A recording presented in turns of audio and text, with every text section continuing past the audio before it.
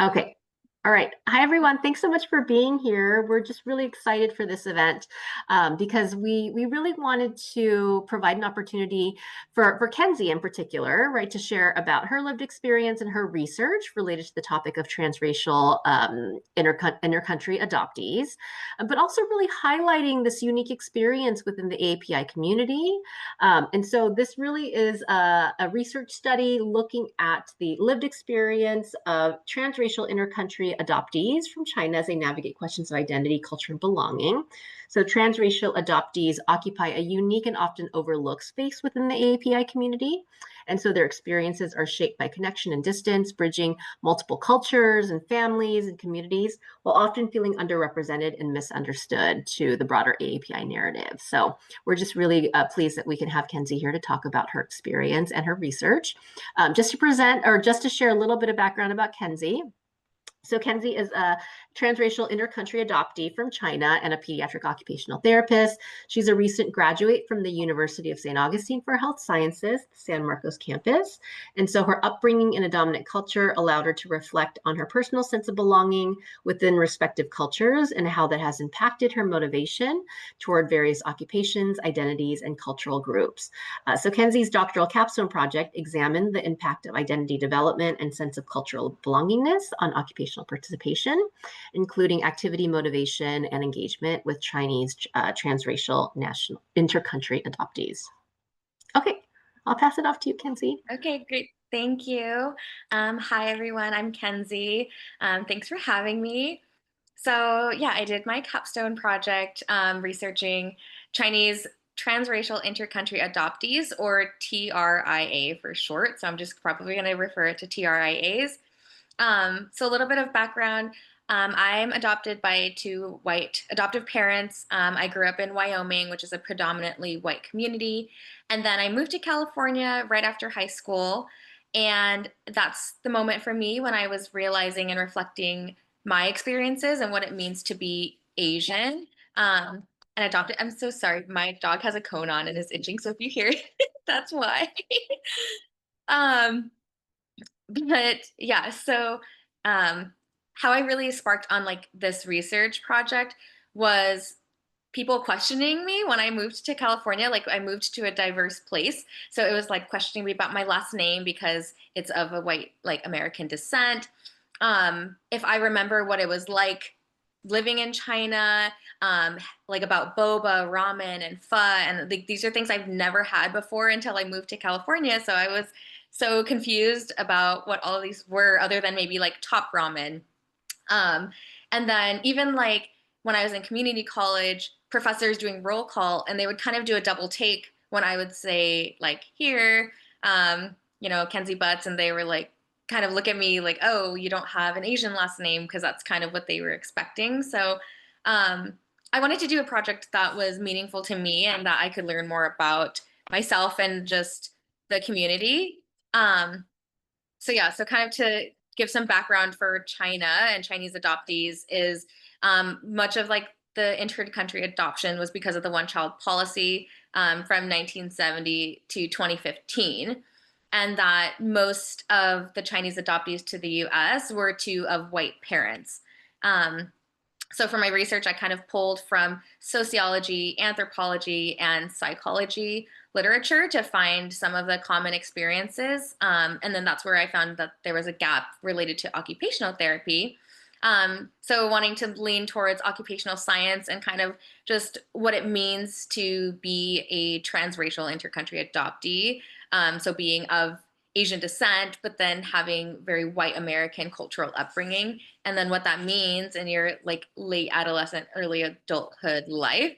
So just quickly, like some things that I found were a lot of adoptees felt like they were an outsider to like Asian culture, and like white American culture, because it's like we grow up with white adoptive parents. So we usually take on their traditions and their routines and their roles based on that culture. And then we're trying to figure out and understand how some Asian culture, Chinese culture is still like within us. And then what's unique about like Chinese TRIAs is the experienced microaggressions. So there's adoption related microaggressions, which is like, oh, you should be grateful that your parents like rescued you because you could have ended up like this or that. Or you should be thankful for your adoptive parents. So it was kind of this like uncomfortable feeling of like, well, they're still my parents, you know? And then there's also the racial microaggressions. So like, oh, you don't have an accent, you're like the whitest Asian I know, or oh, you're not really like the other Asians maybe who immigrated or first gen. um and then even just like the Asian stereotypes of being good at math and being smart and good at school and stuff. um and then what one thing that I thought was super interesting was internalized racism. And speaking on my behalf, I know that I recognized this myself when I was reflecting on my own upbringing. And basically, it's like a way of protecting yourself, being Chinese in this like predominant white like culture. And so it's pretty much making fun of yourself, making fun of Asian culture, just as yeah, you're surviving in like a white culture. So when I learned about this like internalized racism, I even reflected on my own journey and realized that I did that too, even around my white teachers growing up and like my white friends. And so I thought that was really interesting. And when I reflect back, it's like, wow, that was really hurtful for myself and for like my Asian culture and upbringing, like connection with that culture. So it was interesting learning that other people experience that and kind of participate in that internalized racism as well. Um, so yeah, so pretty much my study was going over. I did 1 hour long interviews with 18 to 40 years old Chinese adoptees to the U.S. by white parents, um, and what I Sorry, found. Kenzie, do you want me to share your poster? Oh yeah, sure, that'd be great.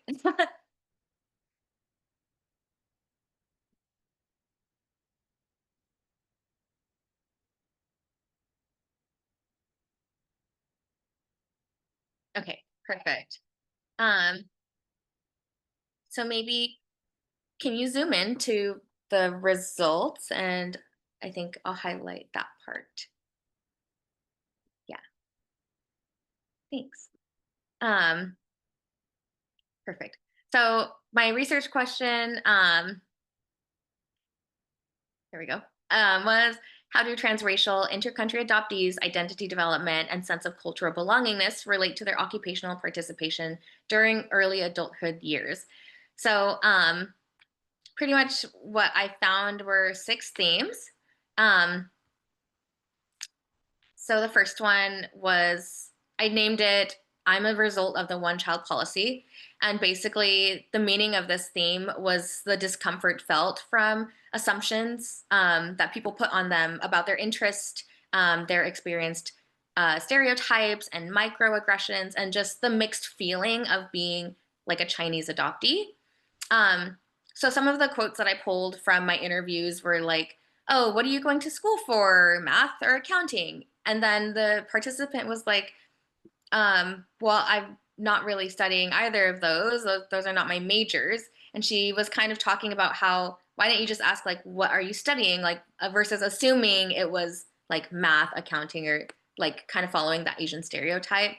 Another one that I definitely related to was like people yelling out "Konnichiwa" when like we're Chinese adoptees, we're not of like a Japan ethnicity and descent. So it was interesting hearing that from another participant because I know I've experienced that myself too.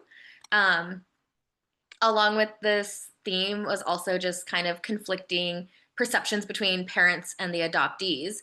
And a common one I found was like, "Oh, I don't think you should travel back to China because like I don't want you to get kidnapped," And it's kind of just like, yeah, I mean, there's always a risk no matter where you go, but I don't think that would really happen, especially coming from like a very Americanized culture. We're very like independent and strong-willed. Which is just very different from like traditional Chinese culture anyway. Um, and then lastly, like another one was Gotcha Day, which my family also participates in, and it's pretty much your adoption day of when you get adopted. And there were very mixed feelings about Gotcha Day with other participants. Some participants enjoyed it because that was like when their family connected and became their mixed family, and then others felt like it was always a reminder of when they were taken away from China and their Chinese culture. And so definitely very conflicting feelings.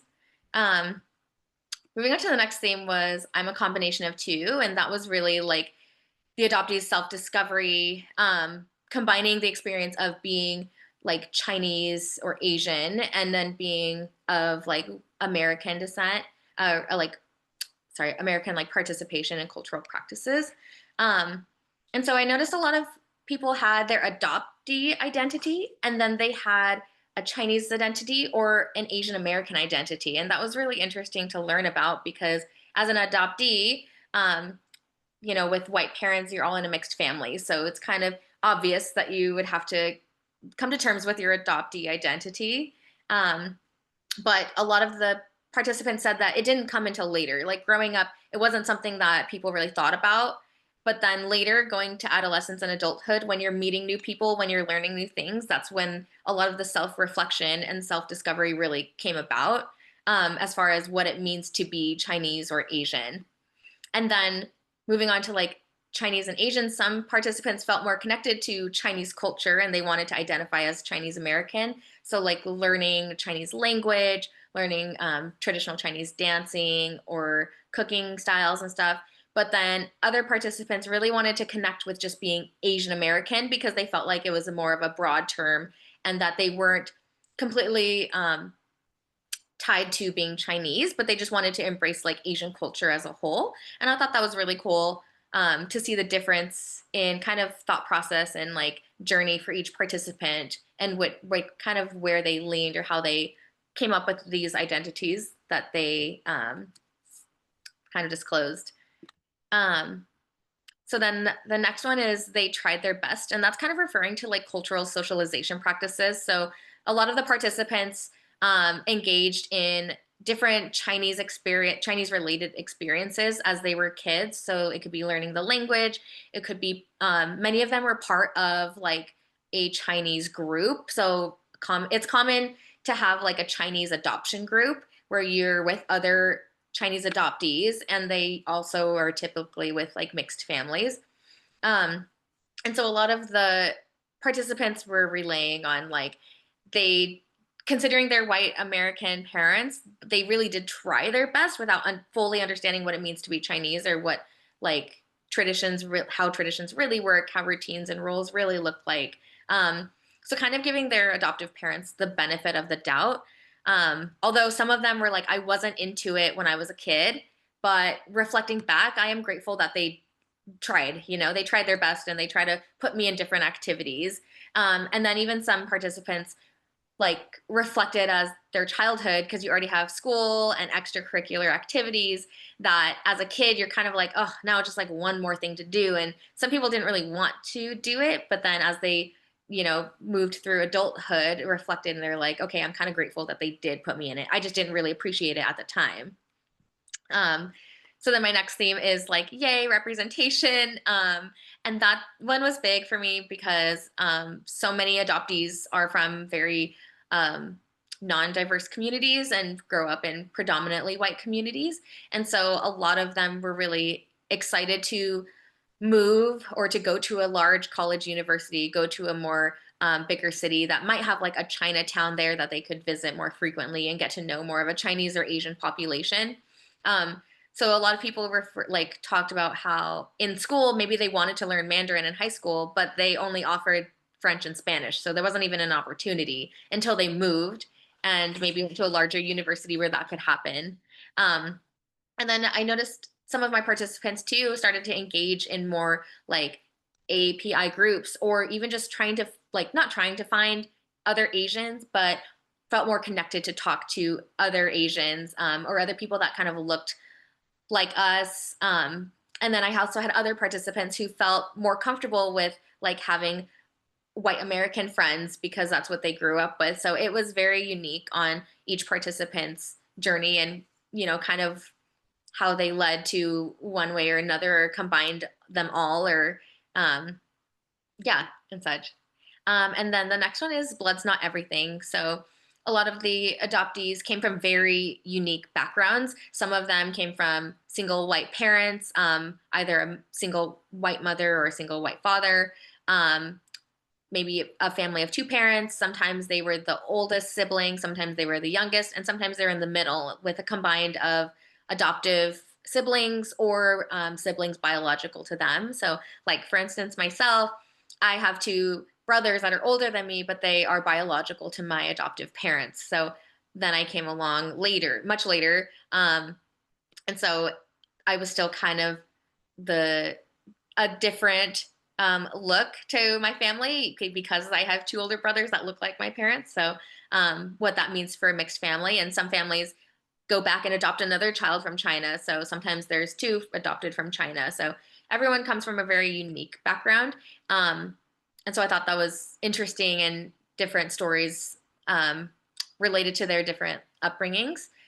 And then the last one is building my own legacy. So a lot of that is some of my older participants who are starting to think about having families, thinking about marriage, and thinking about having kids of their own, and then how to incorporate, maybe Chinese American culture or Asian American culture blended with the white, like dominant culture, and then what that means for their children, having a mom who's adopted, not really knowing our background, not knowing medical history, family history, and like we're kind of starting our own journey here and we don't have any previous history to kind of go from. So a lot of people kind of took that as initiative and wanting to do something for now their children and kind of integrating, what they know through their children. So whether that's going back to China, seeing where they're from, and like talking about the adoption journey. So I think it's just, you know, I think for myself too, when I think about, the AAPI group, for when I was in my undergrad, there was, the AAPI group, and they do have all of the different kinds of graduation ceremonies based on your different cultures. And even at that time, I didn't even feel like I belonged in the AAPI group because I didn't have the same upbringings. I didn't have these traditions and cultures that all these others had. So personally, like I didn't, explore that as a cultural group myself because I felt like I didn't belong. And so I think that's a big thing with adoptees is everyone's on their own journey and everything happens at different times. And so it's like what it means to be part of a cultural group is so important. And, it's just like, I think it'd be cool for the future and maybe like future college campuses to include more adoptees in the cultural groups of AAPI or whatever it may be. And so, yeah, I don't know if anyone has any questions, but yeah. Thanks so much, Kenzie. I just really appreciate you sharing just not just your research, but your own personal lived experience too. I just want to also kind of get a sense from your perspective and understanding in terms of occupational therapy in our practice. Like, what is something that you want OT practitioners to know from the perspective of being an adoptee, but also as a practitioner, also potentially working with individuals that may have a similar background in terms of an adoptee experience. Like, what do you think is going to be really important for our community to know? Truly, I think just not having assumptions, like not having, if they're adopted, let's say by white adoptive parents, to not just assume that they're going to be completely of the dominant culture. And maybe they did have different experiences in their upbringing of trying to connect to Asian culture. And then just to be like open with the client, open with, like kind of just having an open mind of what their previous experience might be and kind of what that's leading to. So, and where they're at in the process, because maybe they're not thinking about, being an adoptee, being Chinese American or Asian American, or maybe they're going through it and going through that like identity and like belongingness process. And that can be really complex in its own and it can be really confusing. And it's kind of like you have to just be with them with where they're at, maybe in that moment or on that day, like if they're going through that journey, because it can be very overwhelming and just confusing is probably the best way to describe it until you're like kind of through that. And then you have your identity, you have your sense of belongingness, and like who you are, where you fit in this world. So I think just being understanding of maybe they're at a different point in the process. And, as a practitioner, we're always there to help and support and guide. So um, just not having assumptions of where they're at and what that means for them or where it might lead to, because things can always change. Great. Do others have questions? I have a couple of other questions, but I don't want to dominate it. I I see Ariana. do. Hi. Yeah, Hi. hi. I wanted to ask a question. I'm curious with your participants, like, what states, in the US, like, were they from? And like, did you notice any patterns in like how they responded to your questions, like based on like where they were from in the US? I really like your presentation too. Thank you. Most of my participants were from the Midwest and East Coast. Um, and from my understanding, there are a lot of Chinese adoptees in particular that are adopted to Midwest regions. So, yeah, I don't think I had one person from the West Coast. Interesting. And you said you're from Wyoming originally, right? So Yeah. is that It's Midwest? it's like technically West Coast, but I feel like it's It more kind like of is more Midwest. West. Yeah. Yeah. So I am curious in terms of being a researcher. So, your capstone was a research project. So as a researcher, but also having a personal lived experience, like what are some of the, I don't know, some of the things that you think were strengths in the process, like that because you had that personal lived experience, and what do you feel maybe were some of the challenges or barriers because of that personal identity too? Yeah, so I think some of the strengths would be that because I am a Chinese adoptee and I do identify with the population that I was studying, I think that was to my benefit. I do feel like a lot of people really opened up on their lived experience, possibly because I also have a very similar lived experience. And I disclosed that before the interviews, that I am a Chinese adoptee from white parents, just to disclose that. So I do think that was to my benefit. And even after the interview, it was just kind of interesting hearing that we share some of the same like Facebook groups and stuff. Um, and so I think it's just in a way, it's like its own small world, because there's only so many Chinese adoptees in the United States and in these like Facebook groups and stuff. I think what was challenging was, I guess, listening to other people's experiences and kind of realizing my own. Like I was doing a lot of reflection on my own experience and how it might be very similar or very different to others.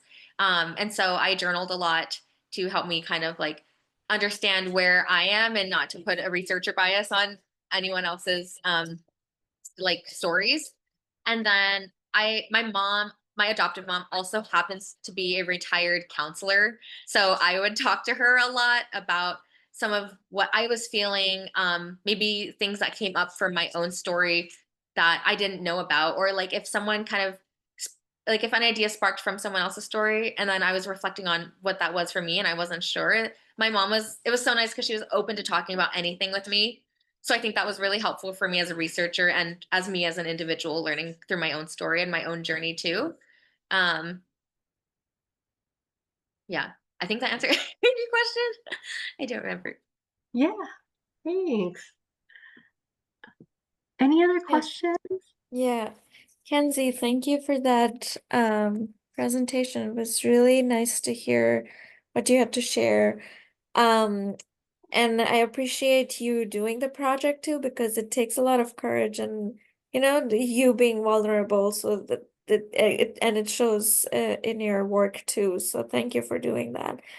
Um, you mentioned that like universities and places, organizations should actually um try to include um transracial adoptees into the API community. And I'm just curious, what would be some ways, since like, some of us are able to do that since we are at universities and organizations, what would be some ways you recommend we could help?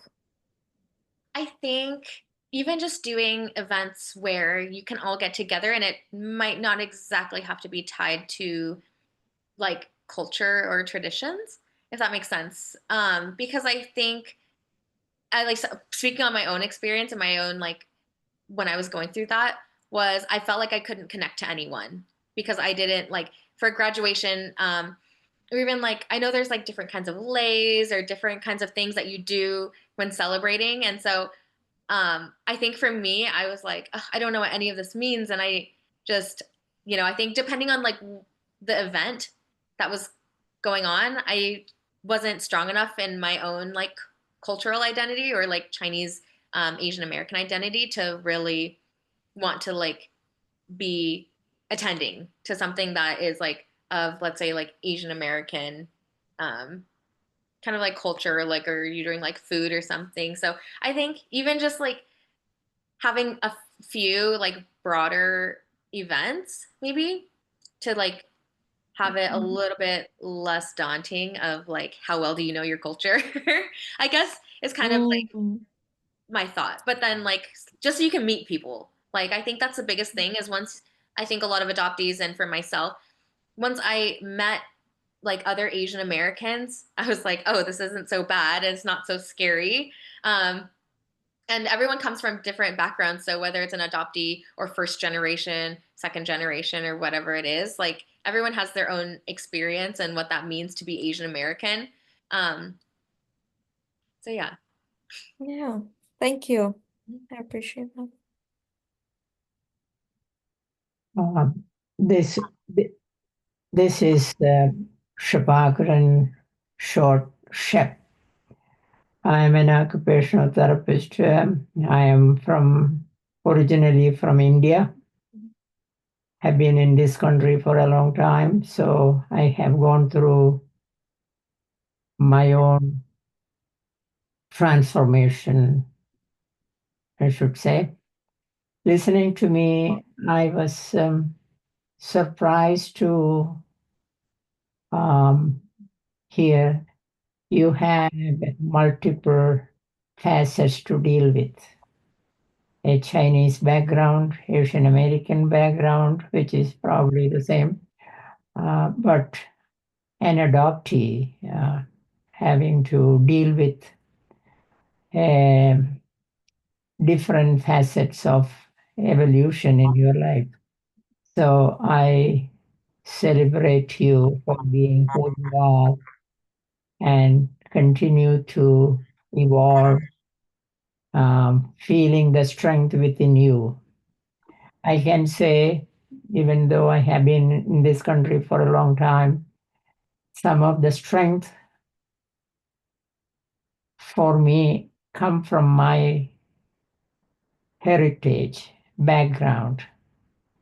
Many people don't know that India is a multicultural uh, country, multitude of cultures um, evolving together at times, conflicting with one another and all those things.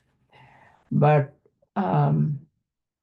that early experience of me being in India gave me some strength, some skills in dealing with my journey in this country, uh, trying to hold on to my heritage, my own strength, and trying to adapt to the new world in whatever way I can, trying to suffer the humiliation often came along with because I'm looking different, speaking different, all those things. So my my wish and thoughts for you is hold on to the strength who you are, the Chinese background which you cherish hopefully, but at the same time try to appreciate whatever good there are in your life situation, your adopted parents or the other friends from different culture and all those things. So I celebrate your being who you are. Thank you.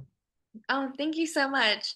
And yeah, actually, you made a really good point, and I kind of was thinking about it, is how I think for myself and a lot of other like Asian adoptees is it's almost like reversing it. So like we grow up in a dominant culture and now it's like we're trying to relearn, not relearn, but it almost like feels like it relearn like Chinese or other Asian culture and what that means. And it just happens kind of at a later stage. So it's like reverse instead of if we were immigrated here and we brought our culture with us and now we're trying to learn the dominant culture. So I think that's a really unique part too about being an adoptee is just trying to learn your culture at a much later age than growing up with it to begin with. So. Thanks, Shep. Always appreciate your words. And for you sharing your heart.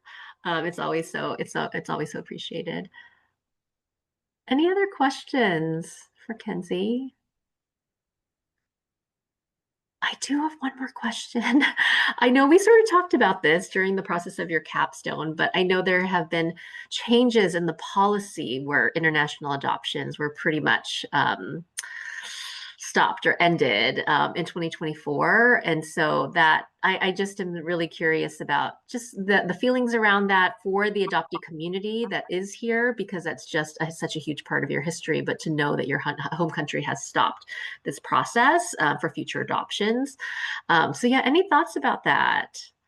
Yeah, I think in my Facebook communities that I'm part of, there were a lot of conflicting feelings. And I think that's just, you know, we all like as OTs, we always say it depends, and honestly, it's like the same thing as feeling for being an adoptee is it really just depends, I think, so much on your adoptive experience because so many people have good experiences and others have experiences that they wish were maybe a little bit better.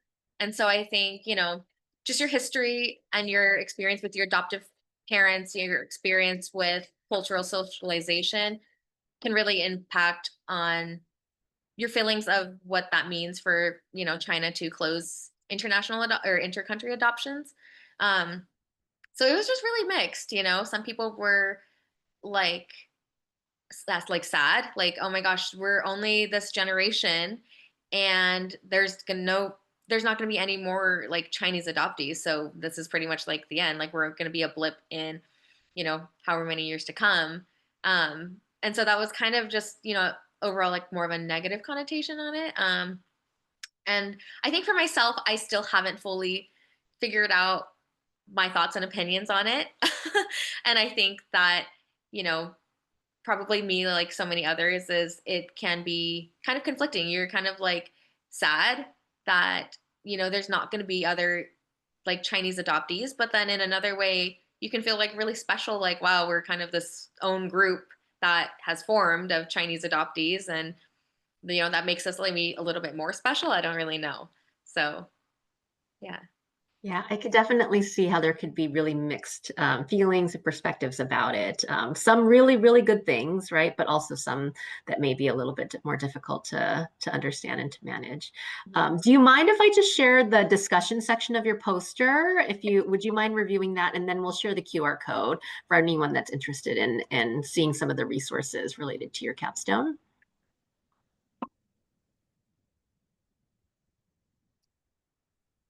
Yeah. So basically, like overall, my study really highlights the complexity of being a Chinese TRIA and that journey through early adulthood.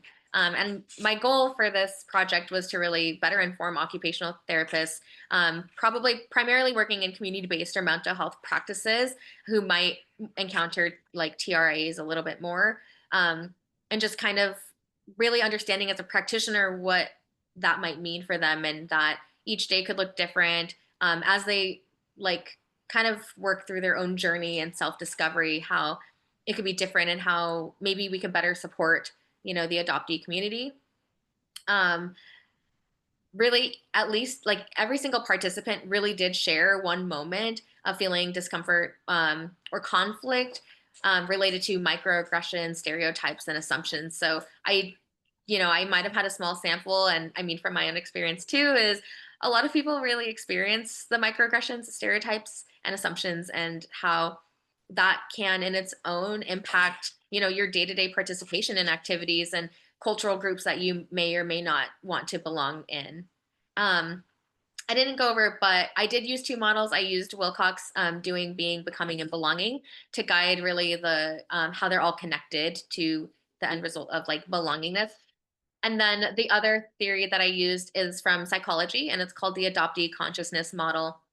And really, it's just a model highlighting that the journey is not linear, and you go through different, they call it touchstones. And so you can go to and from the same one, you might go to the next one. And I really liked how kind of complex that model was, because I felt like that really fit the adoptee like journey to self-discovery and belongingness and identity.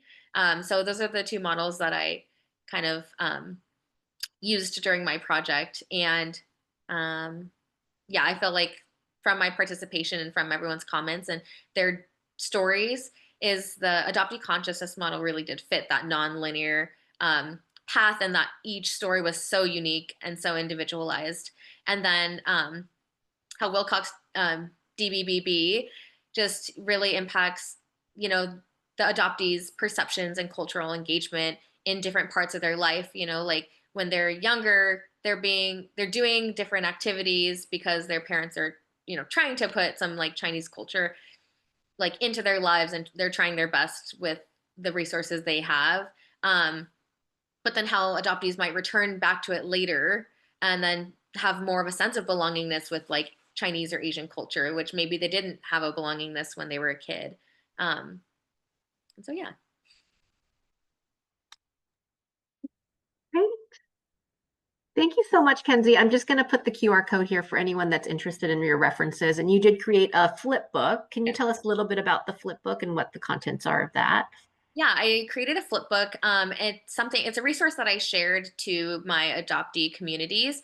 And it's pretty much like a quick summary of what my project was, but more in layman's terms, because there are a lot of non-OTs in those groups. There's a lot of people who might not know what OT is. So it does go down like what occupational therapy is, what occupational science is, because my project was occupational science. My stance, and then kind of what my project was, going through the study, the results, and then kind of what that means in the end as adoptees. And so it's more targeted towards the adoptee community, but it is more in layman's terms. So you can feel free to share it with anyone too if you feel so inclined to. But yeah. Thanks so much, Kenzie. This is just so wonderful. I think this is, again, an important, not just topic, but an experience within the API community that, again, not many of us understand. We may not have experiences or have, relationships with individuals that may be in our country adoptees. And so I think it's just so important for us to understand kind of the complexities of it, like you've been sharing in terms of identity and belongingness. So just really appreciate just all of your knowledge, sharing your research, also your vulnerability, and sharing your lived experience. Any last comments or thoughts from anyone?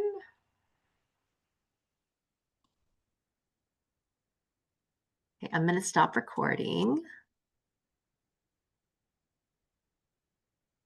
Do I know how to do that? Do I know how to stop recording? Don't know. Okay. All right. Okay.